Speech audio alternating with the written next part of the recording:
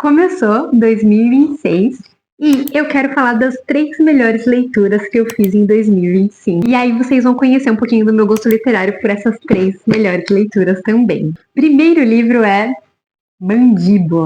Esse é um dos livros que entrou para o meu top 3 livros perturbadores, que mexeu muito com a minha cabeça, tá entre a saga das Bruxas Mayfair, da Anne Rice, e O Desfiladeiro do Medo, do Clive Barker. Mas qual que é a premissa dessa leitura aqui? Nós temos um grupo de meninas estudantes e uma professora. Essa professora, o livro começa com uma dessas meninas dentro de um cativeiro. Ela está sendo mantida em cativeiro pela professora. Só que essa é só a ponta do iceberg. A gente vai passar o livro inteiro tentando descobrir por que a professora chegou a esse ponto de sequestrar uma das suas estudantes. Só que a perturbação desse livro vem muito mais da questão do terror feminino. É sobre como precisamos lutar contra o inimigo que está dentro da gente, que está dentro da nossa mente. E eu acho que isso daqui subverte muito as questões sobre o terror feminino. Dentro desse livro, tem alguns personagens masculinos, mas quase não tem espaço para eles dentro da narrativa. Tudo gira em torno de mulheres, dos seus problemas com suas mães e como esses traumas de infância vão se perpetuando na maneira com que elas, na maneira com que elas se relacionam entre si aqui, tanto a professora quanto as garotas. A todo momento, o leitor está dentro da mente perturbada dessas personagens, né? Tanto a professora quanto duas das garotas, porque são grupos de estudantes, só que duas são as líderes desse grupo. E aí a gente está dentro da cabeça delas, porque elas são protagonistas junto com a professora, e a relação dessas duas estudantes tem a ver com o motivo pelo qual uma delas está sendo mantida em cativeiro aqui pela professora. Então, quando a gente está dentro da mente dessas personagens, a gente acaba refletindo sobre como a gente se auto-sabota, como a gente se culpa por muitas coisas que a gente faz, pelo que a gente sente, e a gente consegue entender a vulnerabilidade dessas personagens e a gente consegue se identificar muito também com muitas das coisas que elas estão passando aqui. E é terminar o livro direto para terapia, porque tem tanta coisa horrível no livro, assim, não tem nenhuma cena explícita. Calma, tem sim. Tem poucas cenas que são pesadas no sentido gráfico, mas é que emula muito a perturbação dessas mentes, né? Desses traumas, de tudo que tá se passando ali na confusão dessas personagens. E a cena final é muito, muito forte. E eu nunca vou esquecer a cena final desse livro. E não tem como eu falar de quão grandiosa é essa narrativa sem dar spoiler, assim, dessa história. Mas, por exemplo, se você gostou de Bunny, que também é uma história muito confusa ali, sobre vulnerabilidade, sobre solidão, você também vai gostar muito desse livro aqui, que é da Mônica Uegeda. Não sei falar o nome da autora. É uma equatoriana e eu fiquei muitos dias pensando nisso daqui. E eu não posso dizer que eu recomendo para todo mundo, porque é um livro meio pesado, meio denso. Apesar de ele ter ali suas 300 páginas, você não consegue ler de uma vez só. E tem muita coisa aqui que nem todo mundo vai conseguir lidar bem. Segundo livro dessa lista é Inimigo Imortal, da Tigst Girma. Não sei falar o nome da autora, mas finge que eu tô falando certo. A minha tristeza de 2025 é que esse livro não tenha caído nas graças dos leitores de fantasia. Sabe por quê? Sabe por quê? Porque não tem hot, né? Não tem hot, daí as pessoas não leem. E aí as pessoas ficam falando que são fantasia, só tenho mais do mesmo, não sei o quê. Uma história rica rica e ninguém tá falando desse livro. E as poucas pessoas que eu vi comentando sobre esse livro tá focando no Enemies to Lovers, que pra mim é isso aqui da história. Fiquei muito exaltada como que eu vou falar sobre esse livro aqui. A sinopse oficial da editora é: uma garota precisa morar com um vampiro para conseguir pistas sobre o desaparecimento da sua irmã gêmea, cujo principal suspeito é este vampiro que ela terá que dividir o teto. Além de conseguir pistas para o desaparecimento dessa irmã, ela também vai ter que morar com esse vampiro para que ela não perca a herança de sua família. Senão essa herança vai ir para esse vampiro aí.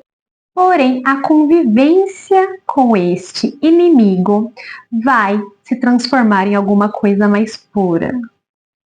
Aí você fica, lógico que você vai ficar pensando que é sobre um Enemies to Lovers. Ai, mas ó, esquece toda essa sinopse, esquece. Aqui nós temos um mundo em que humanos e vampiros convivem de maneira harmoniosa, porém essa relação harmoniosa, ela só se dá dentro de uma parte do mundo. Mais ou menos ali como Harry Potter e Nárnia, em que a gente tem a separação ali desses mundos, em que a parte mágica só algumas pessoas podem ter acesso. E como se dá essa relação harmoniosa aí entre humanos e vampiros? Os vampiros têm um pacto de sangue com algumas famílias e apenas o sangue dessas famílias das quais eles fizeram pacto poderão servir de alimento para eles. Mas então eles se alimentam desse sangue sem matar a pessoa. E aqui a gente tem o primeiro elemento que me chama atenção nesse livro, que é subverter a ideia de familiar. Que geralmente nas histórias clássicas de vampiros, nós temos o familiar que é como se fosse um servo humano do vampiro, né? E aqui o vampiro é o servo do humano. No caso da nossa protagonista Kidan, ela é de uma família que tem um pacto com o vampiro. Porém, ela e a irmã gêmea cresceram longe desse mundo mágico, desse mundo em que sua família teria essa relação com o vampiro. E o maior medo dela e da irmã era de que, em algum momento da sua vida, esses vampiros ligados à sua família viessem atrás delas para reivindicar esse sangue, né? Por quê? Porque eles só podem se alimentar daquela família que eles têm o pacto. Então, se ainda tem uma pessoa dessa família viva, eles vão reivindicar o sangue delas. E aí, a partir do momento em que todo mundo começa a morrer e só sobram elas duas, elas ficam apavoradas. E aí, uma delas desaparece, é sequestrada. E a história começa a partir desse momento em que a Kidan tem certeza que o único vampiro da sua casa, porque são vários, né? Todas as casas têm vários vampiros e a casa dela em específico morreram todas as pessoas, morreram todos os vampiros, só tem um vampiro e ela tem certeza que a irmã dela foi sequestrada por esse vampiro. E aí ela vai atrás de pistas e ela descobre que ou ela vive dentro da mesma casa que esse vampiro, ou ela perde tanto o direito à herança que a família dela deixou e também o acesso a esse mundo. Porque qual que é a base da magia desse mundo aqui? Essas famílias, elas precisam viver dentro de um território específico, como se fosse o campus de uma universidade. Loucura. E cada família tem uma mansão dentro desse campus, e essas mansões, elas circundam esse território de maneira a fazer um campo de força que restringe, limita a passagem de outras pessoas para aquele espaço. Então, se você é qualquer ser mágico ou não, você não pode, mesmo que você seja vampiro, você não pode ter acesso àquele mundo se você não fazer parte de nenhum pacto com as famílias acho que são 13 famílias que fazem parte desse território. E aí, as pessoas, todos os integrantes dessas famílias, elas precisam fazer como se fosse um curso, uma graduação, para saber como funciona a relação de poder entre humano e vampiro. Sendo a nossa protagonista uma pessoa que não cresceu dentro desse mundo, invariavelmente ela teria que fazer esse curso em algum momento da vida dela, e agora que ela vai integrar esse mundo, ela vai ter que fazer. Então, aqui a gente tem um mashup aí de Crepúsculo com Harry Potter, porque daí a gente vai ter várias casas, a gente vai descobrindo o poder de cada uma das casas, e a gente vai descobrindo esse mundo mágico junto com a nossa protagonista. E outra coisa que é muito interessante aqui neste livro é que todos os vampiros aqui desse mundo descendem do reino Ashun, do continente africano. Então são vampiros negros, e dentro desse mundo a gente também tem a relação com a cultura desse reino que existiu no mundo real. E a gente tem uma cultura muito rica que é explorada dentro desse mundo mágico que ninguém está falando. Ai, olha, todo mundo precisa ler isso aqui. E esse daqui é o primeiro livro da trilogia. A gente tem um livro com uma construção de mundo, uma construção de sistema de magia muito interessante. E a gente termina o livro com muitas respostas e instiga você querer continuar ali dentro daquela história. Tem um pouquinho do romance, sim, tá? Para você que é o doido do romance, a doida do romance. Não temos cenas hot, mas tem umas cenas meio quentes ali, não nesse sentido que você tá pensando, explícitas. Mas, assim, uma pitadinha aí para você que é viciado nesse tipo de coisa.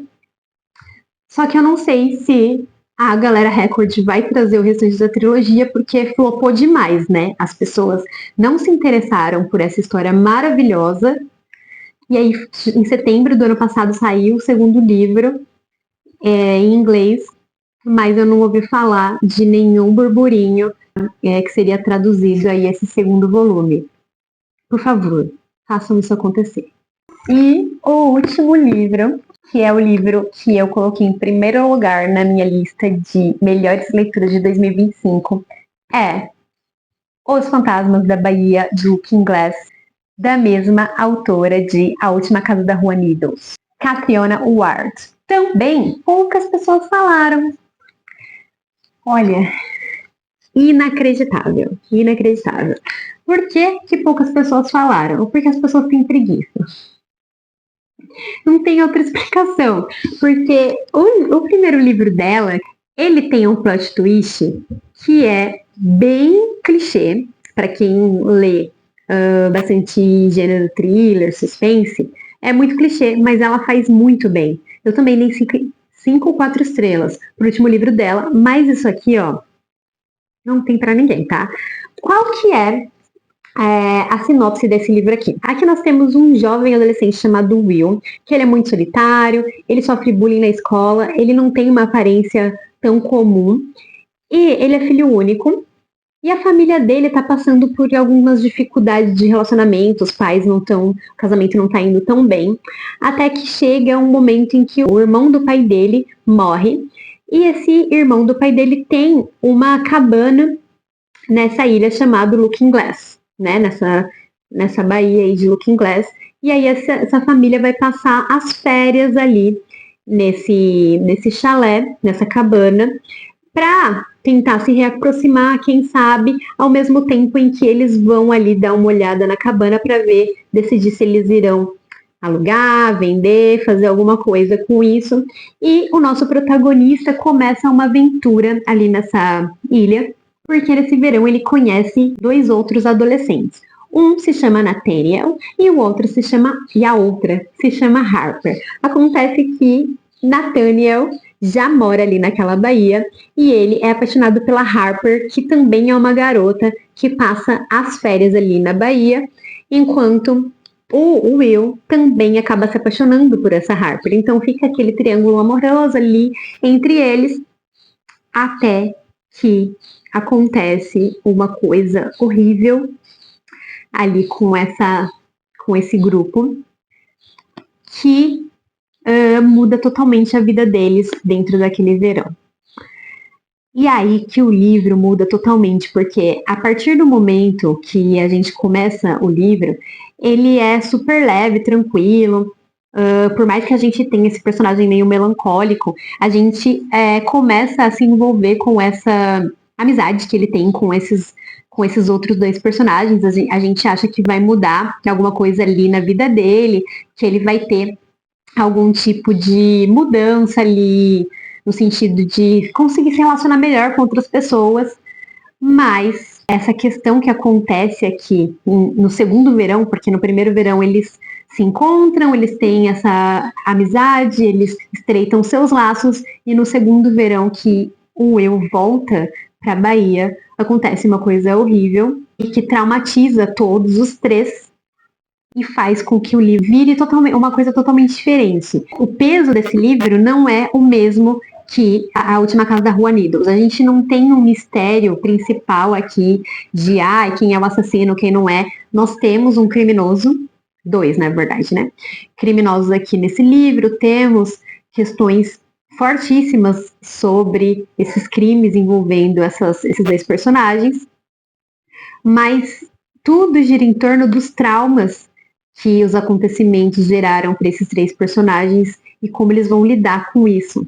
O que acontece é que a gente tem um livro dentro de um livro dentro de um livro, e aí chega uma parte que a gente não consegue saber se o que a gente está lendo aconteceu de verdade, ou se é a história que está dentro do livro que o personagem está escrevendo, porque o Will, ele escreve um livro sobre os acontecimentos dessas férias que ele teve ali na Bahia Looking Glass e como aquilo marcou a sua vida, né? Ele é um escritor, ele é um aspirante a escritor, só que chega um momento em que a gente não sabe se o que ele está contando realmente aconteceu, se é uma ficção baseada em alguns fatos da vida dele. E aí, quando você acha que está entendendo, tem outra virada, que é outro livro, dentro de outro livro. Só que, ao final, a gente tem todas as respostas. E o que eu acho que afastou os leitores, justamente porque não é um mistério na mesma estrutura de A Rua Needles. As pessoas não quiseram entender o que está acontecendo aqui no livro, acharam um pouco difícil, não sei. Essa estrutura narrativa, então, afastou um pouco os leitores. Mas todo o drama que tem aqui dentro desse livro mexeu muito com a minha cabeça. Eu li esse livro em março, e nenhum dos 40 livros que eu li o ano passado conseguiu desbancar isso aqui. Isso que eu gosto muito do gênero de suspense, thriller, todos os subgêneros do mistério são os meus gêneros preferidos. Só que esse livro o gênero principal para mim é drama, e ele não conseguiu ser desbancado por nenhum outro livro que eu li. E é muito sobre solidão, sobre o que as pessoas fazem para tentar afastar a solidão. Como as pessoas não sabem lidar com o abandono e como como alguns traumas não tratados podem influenciar demais as suas ações ali na sua vida adulta. Não tem como falar muito sem dar spoiler. Eu tenho muita vontade de fazer uma resenha esmiuçando toda essa história para ter com quem conversar, porque do meu círculo só uma pessoa leu. Só uma pessoa leu. Só que eu tenho muito o que comentar e não tive a oportunidade. Então, quem sabe meu livro inspire você a lê-lo, mesmo eu tendo falado de uma maneira muito misteriosa, muito geral. Não sei se vai instigar aí alguém a querer ler. Mas se você leu, me chama pra gente conversar, porque, esse livro aqui é muito sensacional. As minhas 3 melhores leituras de 2025 são muito incríveis. Elas são muito diferentes entre si. 2 são de drama, né? A Mandíbula e a Bahia Looking Glass eu considero como drama. E eu nunca ia imaginar que uma fantasia ia estar no meu top de melhores leituras. Porque eu não gosto muito de fantasia. Ainda mais essa daqui que é vendida como Enemies to Lovers. Mas eu quis dar uma chance só porque tem vampiro e tem uma pitada de Dark Academy. E espero que eu tenha instigado alguns de vocês a dar uma chance para um desses livros aqui. E eu vejo vocês numa próxima.